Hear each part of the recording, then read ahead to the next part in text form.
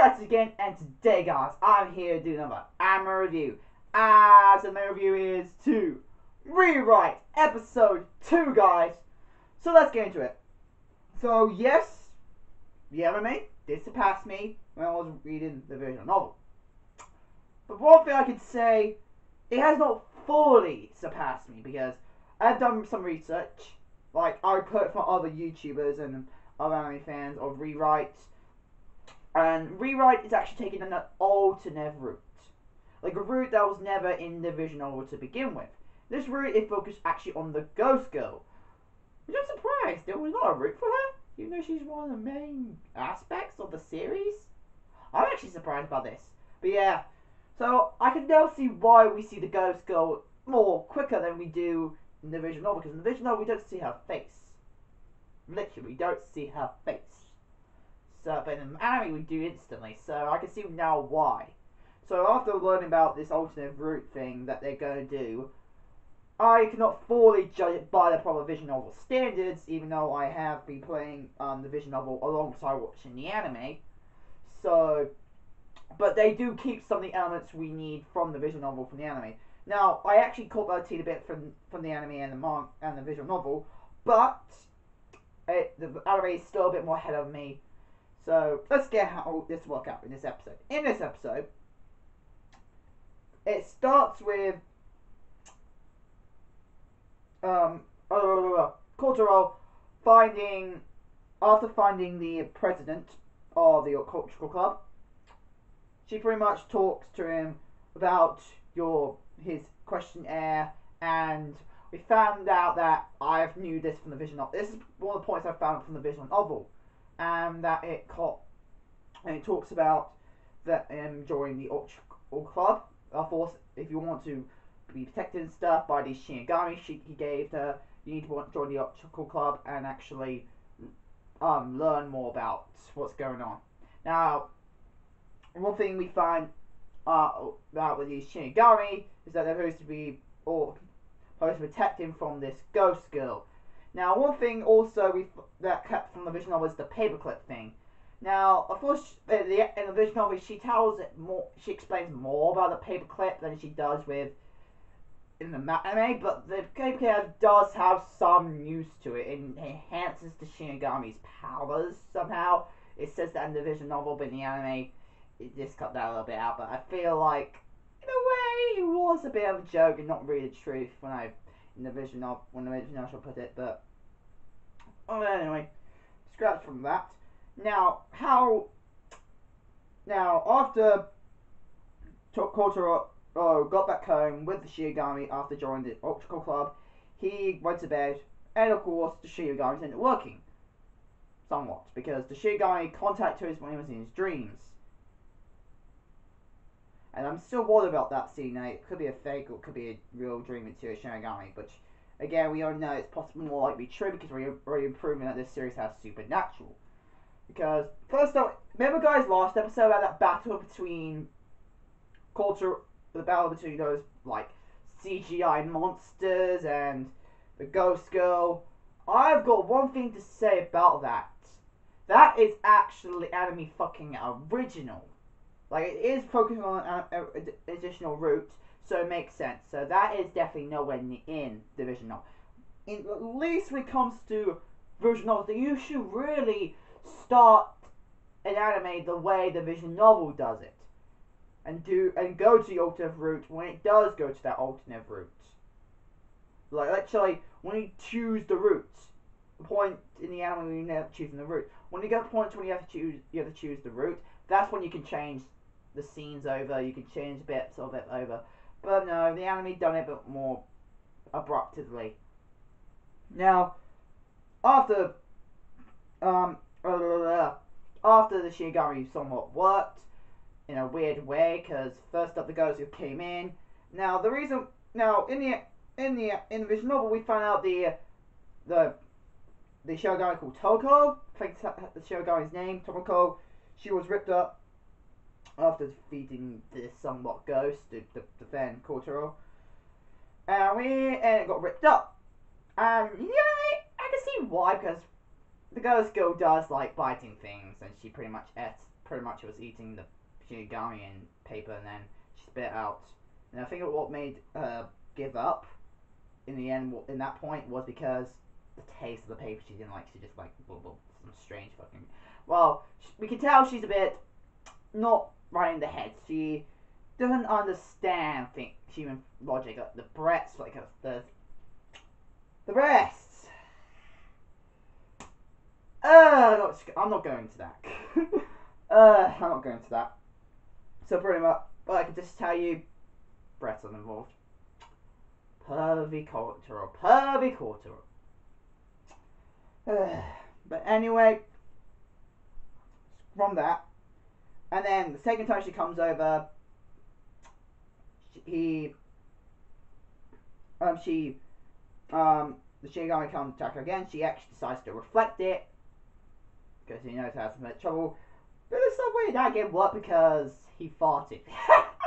Causer farted was sleeping, so she ended up leaving off this man there. Well, bye bye. But then next time, it's like when we first see it after the Shinigami were finished.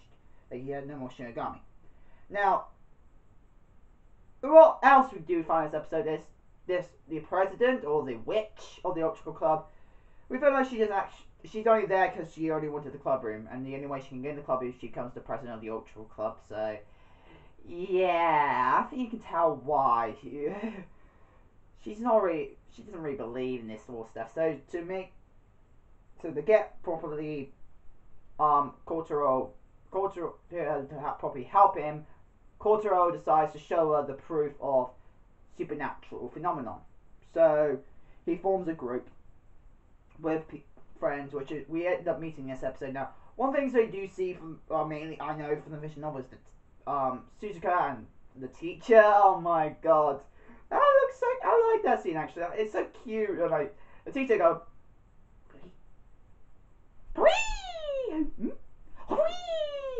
and then she gets it again. Wee, getcha. Like that was so funny. That I just like that. I don't know why I like that, but that looks so funny. Now, right, so they kept like some of the elements to the visual novel. Now, when it comes to the parfait scene, where the parfait is supposed to be spicy, goddamn spicy, like level 10 spicy. Yeah, the visual novel is the level 10 thing. But I felt like the class president we met first episode ago, which should not done because she comes up. We first meet her in this scene. We actually first meet her in this scene in the visual novel, but no. Now there's some parts called like the cafeteria lady, because cafeteria lady does get flirted on by Kotaro. It's quite funny. But yeah, we don't see that scene.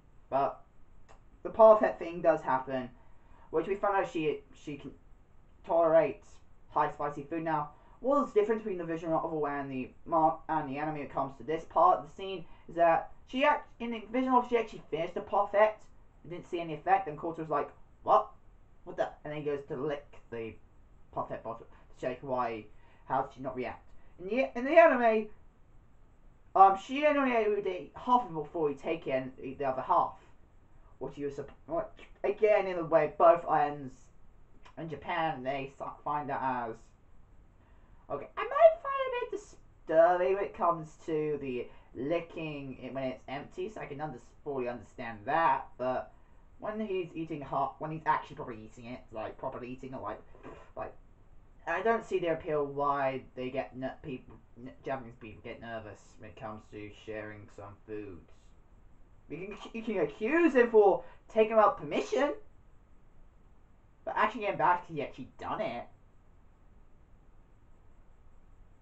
What's the big deal?